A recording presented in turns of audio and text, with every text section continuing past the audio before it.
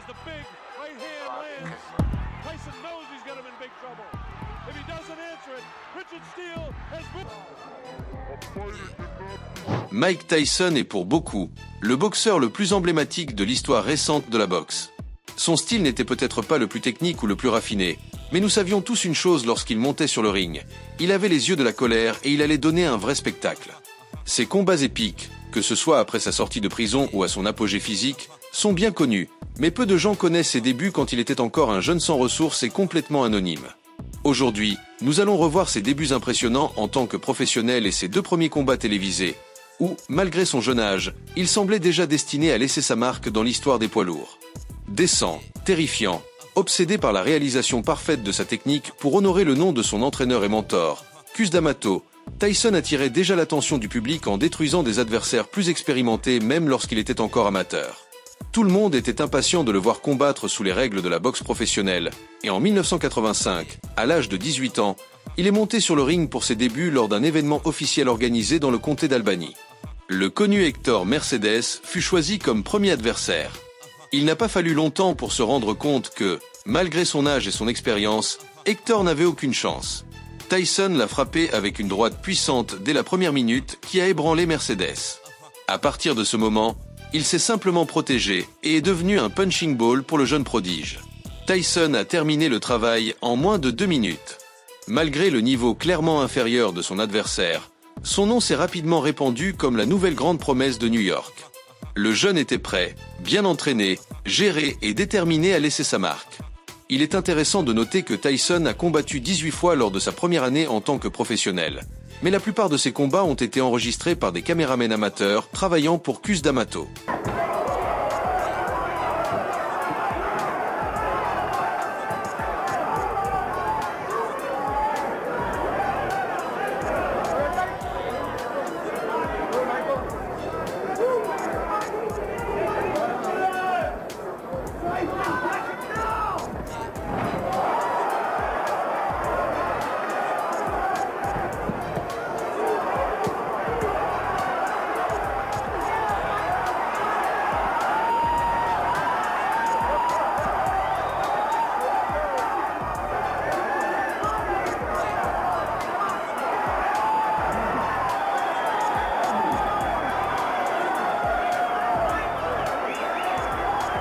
Lorsque l'opportunité rare de combattre à la télévision s'est présentée, Tyson et D'Amato étaient impatients d'impressionner.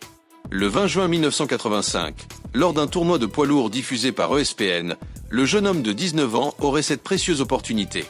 Le public ignorait que ce garçon presque inconnu deviendrait un jour l'un des athlètes les mieux payés du monde.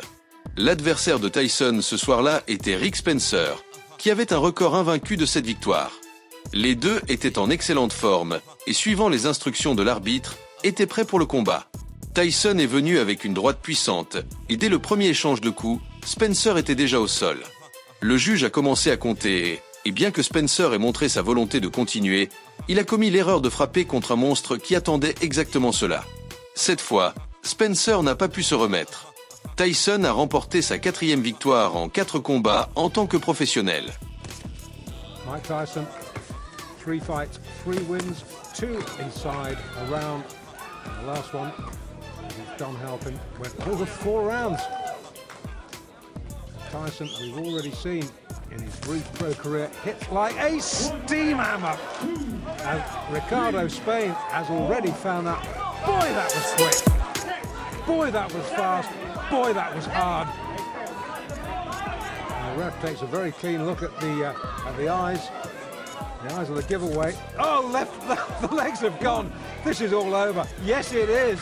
I don't believe it. That's well inside a minute. En septembre 1985, Michael Johnson serait son 8e adversaire lors d'une soirée mémorable à Atlantic City.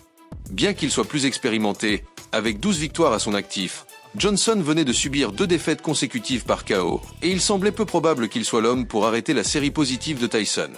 Le combat était prévu pour 6 rounds. Mais au fond personne ne pensait qu'il durerait aussi longtemps. Avec son mouvement emblématique de différents crochets puissants sous plusieurs angles, le premier KO est arrivé rapidement. Johnson a montré une certaine résistance, mais il était clair qu'il ne pouvait pas se défendre. Avec la garde basse, Il a permis à Tyson d'asséner un coup qui lui a brutalement brisé la mâchoire, l'amenant à un KO immédiat. Tyson, évidemment ravi de sa performance, a envoyé un message fort à ses futurs adversaires de la catégorie. It was a right hand. It was a right hand right there. No, we didn't see it yet. Sorry, here it comes. There's the There's left the hook. hook to the body. And he Missed missed the with the right, right. yeah. It was just the left hook, and he has shot up off the canvas. One right hand, he didn't wait for an invitation. Here it comes. Whoa. When I caught him with the left hook, I heard him grunt, and I thought come back real fast, and that was the game plan. The right hand after that, you didn't wait for an invitation, went right at him. Not at all.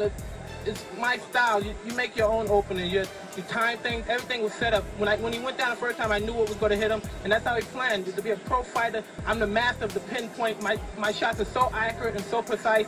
Not to be egotistic, but when they land, they're so precise. I can't help who you are. You have to go down because there's a law when Mike Tyson hits you. Any heavyweight was going to go down from that right hand the way you hit him. I believe so also, and I like to thank. Que pensez-vous de ces premières performances de Mike Tyson alors qu'il n'était encore qu'un enfant? Laissez vos commentaires. Et si vous aimez ce style de vidéo parlant du monde de la boxe, n'oubliez pas de vous abonner à notre chaîne. C'est tout pour aujourd'hui. Un grand merci à tous et on se voit dans la prochaine vidéo.